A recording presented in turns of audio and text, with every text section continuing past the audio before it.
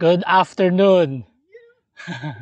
Ngayon Saturday. Ano bang petsa ngayon? October 19. Nandito tayo ngayon sa may Camp Aurora para sa ating mga pinapangarap na or one of na pinapangarap natin na trip is itong bike packing or bike camping. Ayun no. Hindi naman ganoon kataasan, parang 200 meters above sea level and 360 views kahit papaano. Dito tayo ngayon magka-camping hanggang bukas. Bali, itong Camp Aurora is halos medyo nasa baba lang ng Mount Oro. So banda doon sa taas is Mount Oro na. Bukas ng umaga, pupunta tayo doon ng Mount Oro. Pero ngayon, dito tayo mag-set up ng ating base camp. At ayan o, kita nyo naman yung paligid natin. Naka-ready na ang ating bonfire.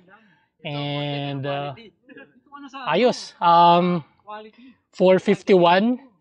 At mukhang excited lahat ng mga kasama ko. Mukhang nakangiti naman lahat ng mga kasama ko. At syempre tayo rin. At least napagbigyan tayo sa trip nating biglaang bike camping. Ayun o. Kasama natin si Otits. You know. Yeah! Pajak Chronicles. Woo! At si Toto. Ayun o.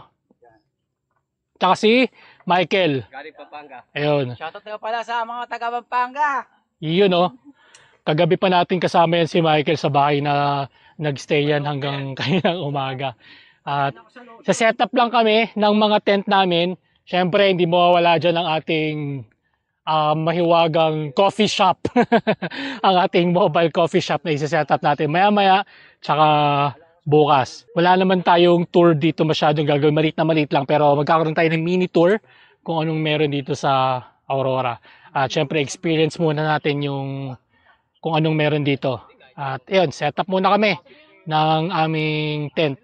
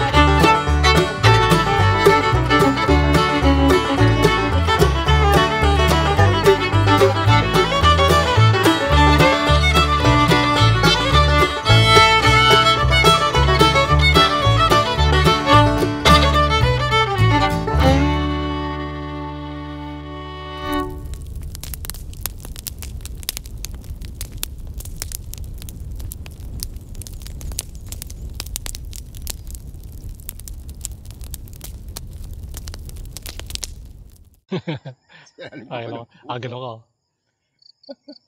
Hey, no. Good morning. Nandito na kami sa, ito nga, yung Aurora campsite. At nakapag-breakfast na, nakapag-kape na, so nakapag-brew tayo kanina. At ito, tamang chill lang muna, pababa lang ng kinain kasi mamaya-maya aakyat tayo ng Mount Oro. Ito, tour ko kayo ng konti bago tayo umalis. Baka may gusto kong sabihin. Ayun, siyempre, shoutout ko ang pinamamahal na asawa. I love. Yun, no. So, si Brian, sumunod siya. Actually, kasabay, halos kasabay. Tapos sumunod na lang. Pero kung merong pinagbabawal na technique, ano bang tawag dun sa ginawa mo kahapon? Nagmotor. Papunta dito. Sige.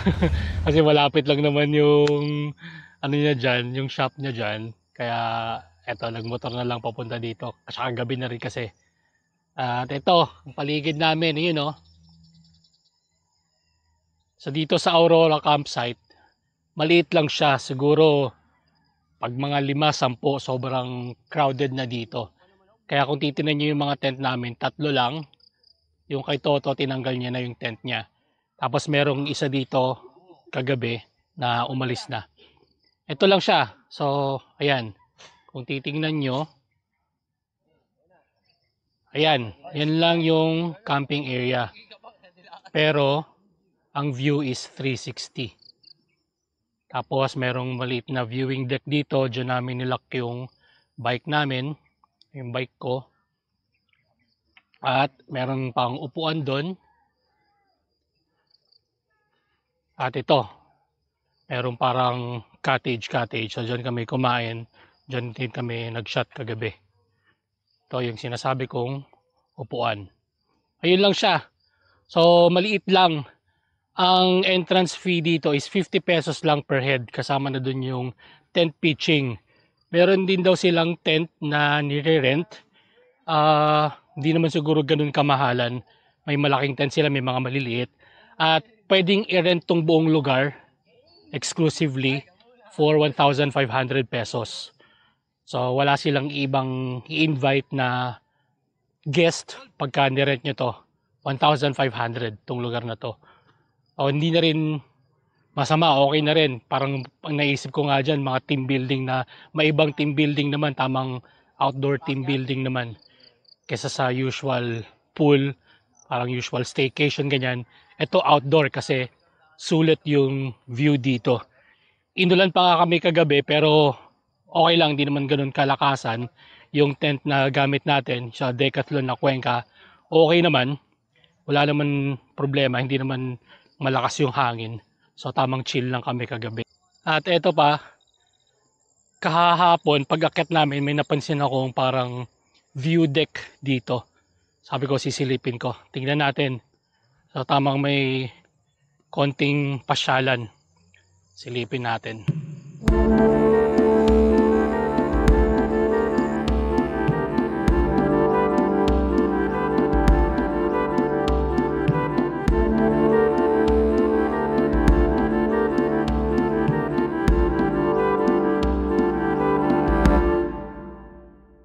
So hanggang dito yung view deck, medyo masukal na kasi sa may bandang unahan na part.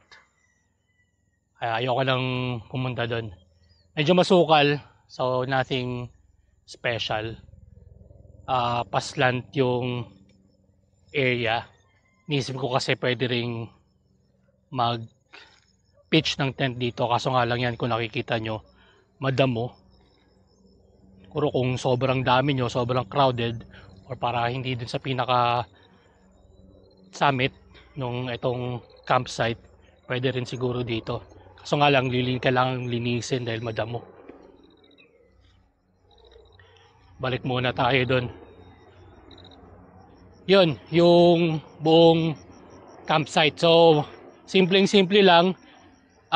Tamang quick getaway lang. Dito lang yan sa may Mascap bago bumaba ng pinaka Mascap proper at bago umakyat ng Mount Oro. Babalik tayo dito, isa sa mga padjak kapihan na gagawin natin, yung mga quickie na ride lang pagka tamang walang ibang mapuntahan, walang ibang ride at gusto lang natin magkape with a view, babalik tayo dito. Straight. Yan. Medyo kanan konti. Yan. Smile. Huwag masyadong seryoso. Yung yan, neutral lang. Yung kalikasan. Kumari tumutubol.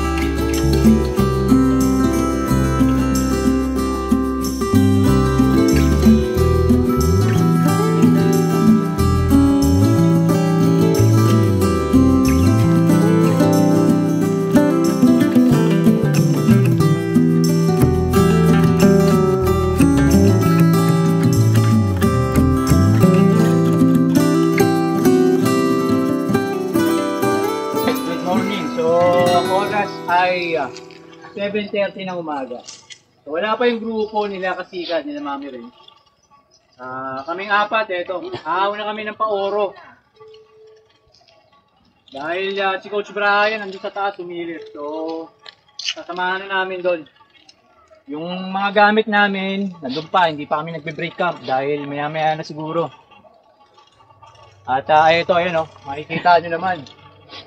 Yung palsada mukhang gumuho. So, anyway, awan na tayo. Let's go! Narinig ba yun? Sinabi ni Otits. Ulitin ko. Paakit na kami ng Oro. At yung gamit namin nandun pa sa may Aurora Camp. Hindi pa kami nag-break camp. Mamaya na lang pagka uwi from Mount Oro, babalikan na lang ulit namin.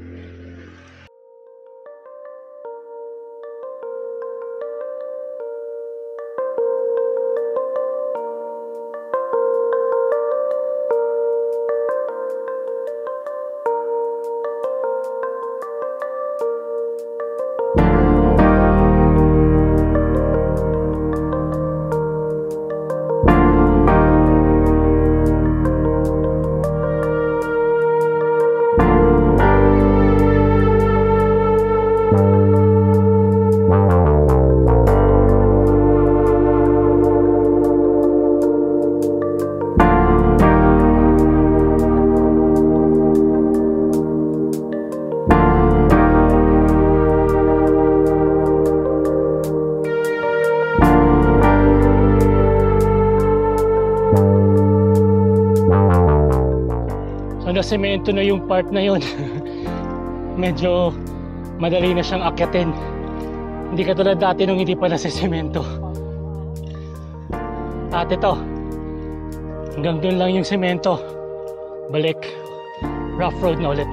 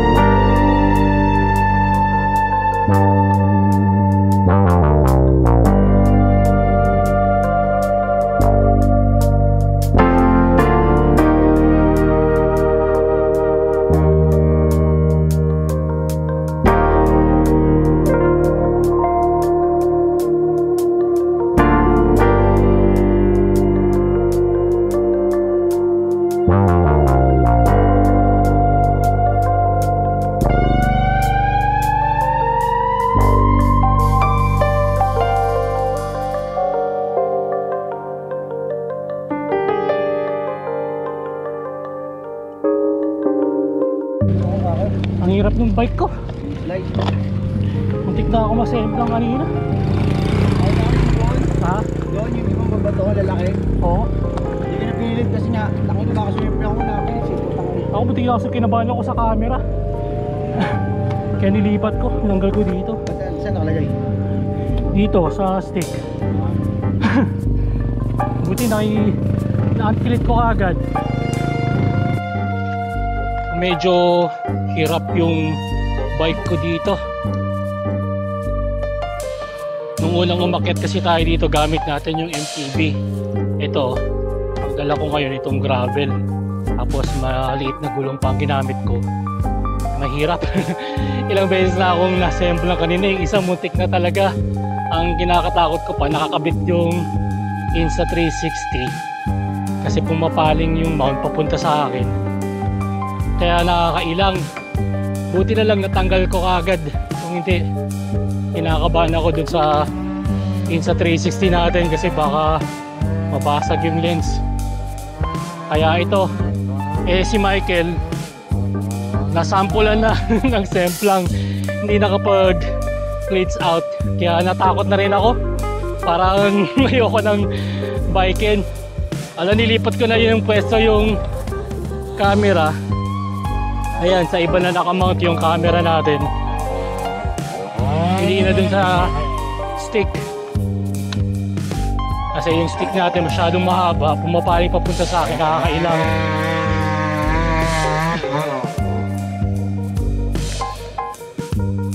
Mukhang malapit naman na tayo sa peak ng Mount Oro. Bato eh, lalaki ng bato eh.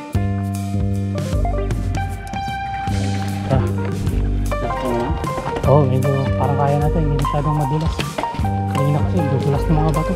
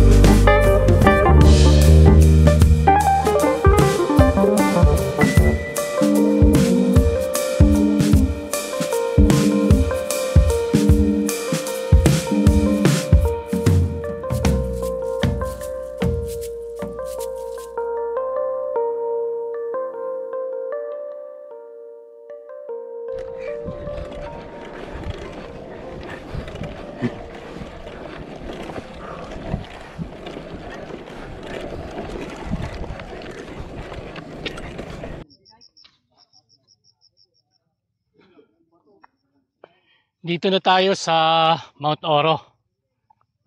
Akyat lang tayo sa isang peak or yung pinaka-peak nung bundok na to. Pasyalan lang natin tapos enjoy natin yung view sa taas.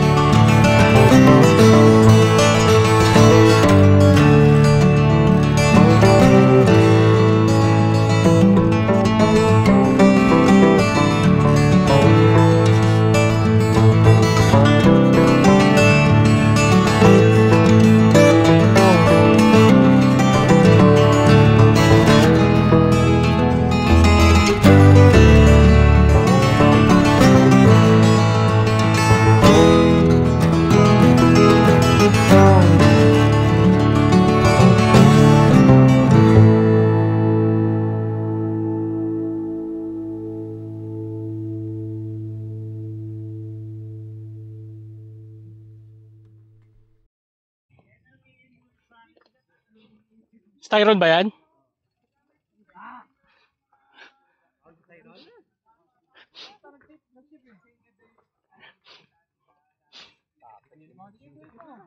Kita mo, Tyron, kung sino ka. Hindi pwede yun, Tyron. Pakita mo. Nakabidyo ka, nakabidyo ka. Nakabidyo ka, maraming Nakabidyo ka. huli ka. Pati GoPro kukuha ko ha. Game. Saan buwelo kasi? Balik, balik. Lagay mo sa ibabaw. Yan. Hanggang sa tulak mo pa ganun. Pakita mo kung sino ka. Hindi pwede ganyan. Kaya first time ko na dito. Nga 20 laps ka sa Timberland. Putang ina, tapos ito isa lang. Natumba ka na dito? Hindi. Wala pang natutumba dyan. Parang ngayon palang meron. Ikaw pa lang. Tyron. Nasaan na sila rin? Ando ba sa...